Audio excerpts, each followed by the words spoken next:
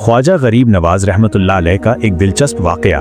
ख्वाजा गरीब नवाज रहमतुल्लाह अलैह अपनी सियाहत का जिक्र करते हुए बयान करते हैं कि एक बार वे मुल्क शाम के पास एक शहर गए। शहर के बाहर एक गुफा थी जिसमें एक बुजुर्ग शेख औहद मोहम्मद अल वाहिद ग्रैजी रहमतुल्लाह अलैह रहते थे। बुजुर्ग बेहद कमजोर थे, उनके शरीर पर सिर्फ हड्डियां ही हड्डियां थीं।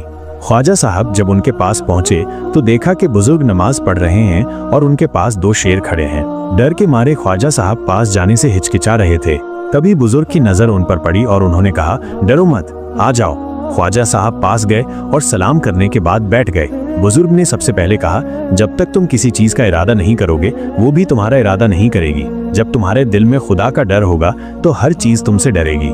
शेर की क्या मजाल कि वो तुम्हें डरा सके। इसके बाद बुजुर्ग ने ख्वाजा साहब से हालचाल पूछा और नसीहत करते हुए कहा, बुजुर्गों की खिदमत करते रहो, बुजुर्ग बन जाओगे। फिर बुजुर्ग ने अपना हाल बयान करते हुए कहा, मुझे इस गुफा में रहते हुए कई साल हो गए हैं। मैं लोगों से दूर रहता हूँ और 30 साल से एक ही चीज का गम मुझे रात दिन रुला रहा है। ख्वाजा साहब ने पूछा, हुजूर किस चीज का गम? बुजुर्ग ने जवाब दिया, नमाज का गम। उन्होंने आगे कहा, मैं जब भी नमाज पढ़ता हूँ तो अपने आप को देखकर रोता हूँ कि कहीं कोई शर्त मुझसे रह गई तो नमाज मेरे मुंह पर मार दी जाएगी और सब कुछ बर्बाद हो जाएगा।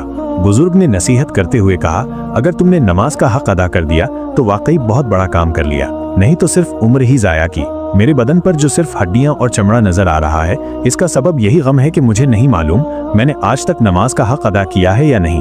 उन्होंने आगे कहा, नमाज बहुत बड़ी जिम्मेदारी है। जो ये जिम्मेदारी पूरी नहीं करेगा वो क़यामत में शर्मिंदगी उठाएगा और मुंह दिखाने के लायक नहीं रहेगा। ये वाकया बयान करने के बाद हुजूर ख्वाजा गरीब नवाज रहमतुल्लाह अलैह अश्कबार होकर नसीहत फरमाते हैं, नमाज दीन का सुतून स्तंभ है। जब तक सुतून सलामत है घर सलामत है, जब सुतून गिरेगा तो घर भी गिर जाएगा। उन्होंने आगे कहा, चूंकि इस्लाम और दीन के लिए नमाज सुतून की मानिंद है, इसलिए अगर नमाज में खराबी पैदा होगी तो वो इस्लाम और दीन के खराब होने का सबब बनेगी। आज से कई सौ साल पहले हिंदुस्तान की सरजमी पर एक अजीम वली अल्लाह ख्वाजा गरीब नवाज रहमतुल्लाह अलैह अपनी मोहब्बत, इंसानियत और खिदमत की मिसाल बन चुके थे। आप गरीबों के मददगार और हर मजहब के लोगों के लिए रहमत का पैगाम बनकर आए थे। एक रोज एक गरीब शख्स जो बेहद परेशान था ख्वाजा गरीब नवाज के पास आया। उसके चेहरे पर उदासी और आंखों में आंसू थे।